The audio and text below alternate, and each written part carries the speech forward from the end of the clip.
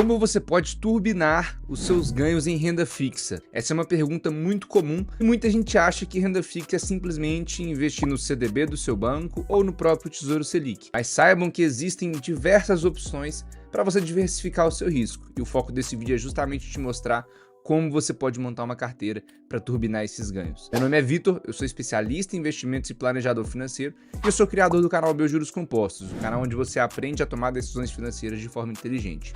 Eu vou criar essa aula junto com você e no final a gente vai ter algumas conclusões aí bem legais para você entender se você está próximo ou não de ter uma carteira diversificada dentro da renda fixa. Bora lá? Vamos falar sobre como ter ganhos turbinados na renda fixa. Como o último vídeo, eu vou fazer da mesma forma e a gente vai construir juntos esse processo aqui. Como ter ganhos turbinados na renda fixa? O que a gente tem que entender? A gente tem que entender o seguinte. Existem 4 pontos que você deve levar em consideração quando você vai investir em estratégia de renda fixa, principalmente montando uma carteira diversificada. E os 4 são os seguintes. Primeiro, você precisa entender sobre emissores. Segundo, você precisa entender sobre indexadores. Terceiro, você precisa entender sobre prazo. E quarto, você precisa entender sobre recebimento. São esses os 4 pontos que você tem que ter em mente quando você vai investir em uma renda fixa buscando retornos turbinados. Vocês vão perceber, turma, que ao longo desse vídeo eu vou manipular esses 4 tópicos aqui para que vocês possam entender como extrair cada um deles, primeiro ponto. Como entender quais são os pontos positivos e principalmente os pontos negativos de cada tópico. Entendendo tudo isso, vocês vão conseguir perceber onde estão os maiores ganhos turbinados na renda fixa, onde estão os menores ganhos na renda fixa e poder consolidar tudo em uma carteira estratégica que faça sentido para você, não só para poder construir o seu portfólio, mas também para poder te proteger em cenários mais adversos. Vamos começar aqui do começo, obviamente, e vamos falar sobre emissores. O que a gente tem que entender aqui? No caso dos emissores, a gente tem que entender que hoje, no mercado financeiro, a renda fixa ela pode ser emitida por mais de um emissor. Então a gente tem aqui, por exemplo, 3 emissores muito claros de renda fixa. A gente tem, em ordem de risco, a gente tem primeiro o governo, a gente tem bancos e a gente tem empresas. Então, em ordem de risco, a gente tem esses 3 emissores aqui. São emissores de acordo com o seu nível de risco. Começando pelo governo, o que a gente enxerga? A gente enxerga aqui uma possibilidade de risco menor, pois é um ativo de dívida pública. No fim das contas, a dívida pública, por mais engraçado que pareça, caso o governo tenha uma situação um pouco mais complexa, ele vai fazer o que, na verdade, né? Se ele não te pagar, uma hipótese de calote, ele basicamente vai imprimir papel moeda, vai gerar mais inflação e outros fatores, mas ele vai imprimir papel moeda e ele vai te pagar. Então, em termos aí de credibilidade no mercado, o governo ele é um dos ativos, né? Um dos emissores que tem maior nível de credibilidade. Tá, então vou até colocar aqui, maior nível de credibilidade. Depois, a gente tem aí os bancos. Os bancos, eles têm um risco baixo, né? Vamos colocar aí grandes bancos. E eles são ativos aí também interessantes para vocês comporem a carteira de renda fixa de vocês. O que é o primeiro ponto de atenção que vocês têm que ter aqui no caso de bancos como emissores? Bancos menores geralmente trazem oportunidades de retornos maiores. Portanto, se você tem conta em corretoras, que são plataformas abertas de investimento, você já deve ter percebido que tem ofertas tanto de bancos grandes, quanto médios, quanto pequenos. E geralmente, né, os bancos são menores, para ter uma atratividade maior, para conseguir captar mais recursos, eles oferecem uma rentabilidade maior. Em contraparte desses bancos pequenos, eles têm um risco relativamente mais alto. O primeiro ponto que você tem que entender é que aqui no caso dos bancos, você tem ótimos ativos que têm um risco menor, como Bradesco, Itaú, enfim, Banco do Brasil, Santander, etc. Como você também tem bancos que muitas vezes a gente não conhece e que podem ser um risco para você. Aqui você pode chegar e falar assim, pô, Vitor, mas a gente tem aqui o FGC, né, que é o Fundo Garantidor de Crédito, que garante aí, caso algum banco quebre, o montante até R$250 mil. É importante saber que existe o FGC? Sim. Porém, o FGC não deve ser o seu único filtro para poder fazer uma estratégia de investimento. Você não escolhe uma renda fixa bancária simplesmente por conta do FGC. Eu até coloquei um vídeo, vou colocar aqui na descrição, que mostra qual que é o prazo médio de pagamento do FGC quando uma instituição financeira quebra. Ou seja, vamos supor que você tem um CDB lá do banco XYZ e esse banco quebrou. O FGC ele pode demorar anos para te pagar, como ele pode demorar dias, semanas ou até meses. Até que os últimos cenários aí de quebra de instituições financeiras, o FGC foi muito rápido, mas já tiveram cenários que o FGC demorou 3 anos. E se você confia parte do seu capital num banco pequeno simplesmente por conta de rentabilidade maior e consequentemente por uma segurança do FGC e demora 3 anos para você receber, né? Então fique atento e entenda que o FGC não é o único filtro responsável para sua análise de CDBs, por exemplo, de produtos bancários. Então o FGC não é tudo. Continuando aqui na verdade nos bancos a gente tem opções, né, como CDB, LCI, LCA, LIG, LF, a própria poupança, né?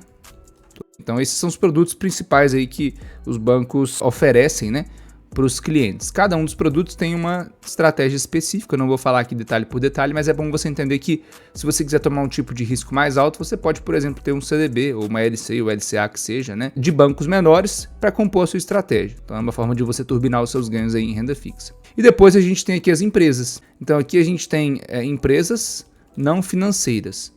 Basicamente são empresas que podem ser negociadas em bolsa, né, geralmente SAs, que não são do ramo financeiro. Então a gente tem, por exemplo, uma Movida, a gente tem uma Petrobras, a gente tem uma Vale, a gente tem uma CSN, ou seja, empresas que não são do ramo financeiro. Nesse momento aqui, em nível de escada de risco, né, em nível de risco, a gente tem um risco mais alto em comparação a bancos e em comparação ao próprio governo. Por quê? Aqui, né, eu falei que o FGC não é tudo, mas é interessante falar que existe uma diferenciação.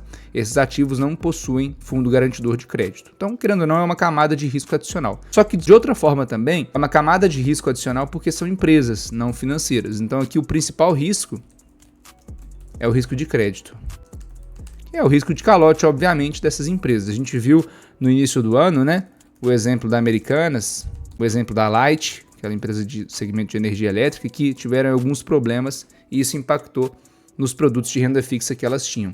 Basicamente essas empresas, né, não só Americanas, Light, enfim, qualquer empresa que tenha um crédito privado, né, como o próprio nome denomina esse tipo de investimento, eles fazem essa captação de recursos porque, via de regra, é mais barato do que chegar lá no banco, pedir um caminhão de dinheiro emprestado e o banco cobrar muito caro. Então essa emissão de renda fixa é uma emissão que é mais barata para a empresa para ela poder financiar suas operações. Só que envolve aí uma intensa diligência, um intenso risco ali envolvido no crédito dessa empresa. É importante ressaltar que existem casos e casos. Por exemplo, Americanas, antes de ter todo esse cenário de total desconfiança, de fraude contábil, era uma empresa que tinha uma classificação de risco muito justa, muito segura, principalmente pela figura dos 3 sócios. E aconteceu o que aconteceu. Então o que eu quero dizer com isso tudo? Você tem ativos, por exemplo, de crédito de empresas que você nem conhece, que vão ter uma rentabilidade muito boa, como você também tem ativos de crédito de empresas que todo mundo conhece, que são negociadas em bolsa e que são empresas muito grandes. Por exemplo, a Petrobras pode emitir uma dívida ali, né, em renda fixa, como por exemplo uma debenture, é uma espécie de renda fixa, e a Petrobras pode quebrar, por mais que seja uma empresa muito sólida. Então entenda que esse nível de risco ele fica muito mais alto para você a partir do momento que você está emprestando dinheiro para uma empresa. A gente tem aqui alguns exemplos de produtos: debentures, CRIs e CRAs. O CRIs é um certificado do mercado imobiliário e CRA é um certificado do mercado, né, de agronegócio. Novamente, aqui a gente tem uma escada de risco, vou até colocar uma seta, que aqui a gente tem uma escada de risco, do menos para o mais arriscado. Turma, me contem nos comentários se está fazendo sentido para vocês o vídeo, se está agregando na vida de vocês, se vocês já conhecem alguma estratégia como essa, me contem que eu quero saber se esse vídeo está sendo muito justo para a construção de portfólio de vocês. Então a gente falou aqui sobre os emissores, entendeu? Que a gente tem basicamente 3 estratégias de emissores. Continuando aqui, a gente tem, por exemplo, indexadores. O que são esses indexadores? Indexadores, basicamente, são relativos à forma como você vai ter a sua remuneração. Qual o indicador, qual é o parâmetro que vai balizar a sua remuneração. Então aqui a gente tem, por exemplo, indicadores pré-fixados, a gente tem os pós-fixados, e a gente tem os híbridos, vamos dizer assim. E aí, o que é interessante vocês entenderem? Pré-fixado é uma taxa fixa, faça chuva ou faça sol. Então você vai ganhar ali o que é preconizado na estratégia pré-fixada. É interessante ter essa estratégia, principalmente nesse cenário, em cenário de queda de juros. Por quê? Quando você tem um cenário de queda de juros, você pode utilizar o pré-fixado como uma estratégia para você travar o seu rendimento num retorno alto e a partir do momento que a taxa de juros for caindo, o mercado vai pagar menos e você vai ter um produto na sua mão que você travou um rendimento mais alto. Então, para você compor a sua carteira, ter pré-fixados em um cenário como esse, que eu estou gravando o vídeo, um cenário onde a gente está num momento de queda de juros aqui no Brasil, pode ser muito interessante. A gente tem aqui também os pós-fixados. Basicamente, os pós-fixados, eles são aquele famoso percentual do CDI, né? Quem já ouviu falar. Aqui a ideia é andar junto com o mercado. Então ele é um título mais conservador, né, em termos de rentabilidade. Por quê? Porque ele vai andar de acordo com o mercado. Se o mercado está com a taxa de juros alta ou baixa, ele vai render o que está acontecendo com o mercado. Então você não fica à mercê, por exemplo, do risco do pré-fixado. O que aconteceu em meados ali de 2021? Tinha cliente na nossa estratégia de investimentos que infelizmente estava travando uma taxa de retorno de 6% num pré-fixado, enquanto a taxa de juros estava a 2%. Ou seja, travando a 6%, ele estava com um retorno 3 vezes o que o mercado estava pagando. Só que ninguém imaginava que o governo iria subir os juros de forma tão acelerada que essas pessoas ficaram com produtos ali que rendiam 6%, enquanto os juros estavam pagando 13%. Então, você não perde dinheiro, mas você deixaria de ganhar dinheiro porque o juro subiu muito e o pré-fixado você travou naquela taxa. Então, o pós-fixado ele funciona para justamente contrabalancear esse tipo de diversificação. É interessante você ter um pós em cenário de alta ou de baixa, até porque também o pós funciona muito bem para reserva de emergência. Tenha pós-fixado na carteira, o famoso percentual do CDI. Então, como eu falei, aqui o pré-fixado é interessante para especulação em alguns cenários. O pós-fixado não é interessante para isso, tá? Você vai andar de acordo com o mercado. E, por último, a gente tem os títulos híbridos. Os títulos híbridos, eles rendem sempre uma parte pós-fixada, mais uma parte pré-fixada. Exemplo, a gente tem aqui um título que rende IPCA mais 5%. O que significa isso? O IPCA é a parte pós, por quê? Porque a gente não sabe para onde a inflação vai, né? A inflação ela vai mudando ao longo do tempo. E os 5% é a parte pré, que vai render 5% faça chuva ou faça sol. Qual que é o objetivo dessa estratégia aqui? O objetivo é ajustar o seu poder de compra, render acima da inflação. Então, em cenários inflacionários, ter ativos pós-fixados, né, no caso híbridos aqui, que é uma estratégia pós mais uma pré, é muito interessante para que você tenha um retorno, nesse caso, acima da inflação. Alguns outros exemplos também, como CDI mais 2%. O que significa isso? É o que rende o CDI, que é volátil, né? O CDI pode estar 2 hoje, como pode estar 10 amanhã. Então, o CDI é a parte pós, né, que vai ali de acordo com o mercado, e os 2% é a parte pré-fixada, a que você trava ali no ato da compra. Estão entendendo, turma? Tá fazendo sentido para vocês? Não deixa de seguir, de comentar e de compartilhar para a gente entender que a gente está sendo relevante na vida de vocês. Fazendo um overview aqui bem básico, você já começa a perceber que você pode manipular essas duas estratégias aqui. Ou seja, você pode ter, por exemplo, um título do governo pré-fixado, ou você pode ter um título do governo pós-fixado, ou você pode ter um título do governo híbrido. Então você tem essas três opções.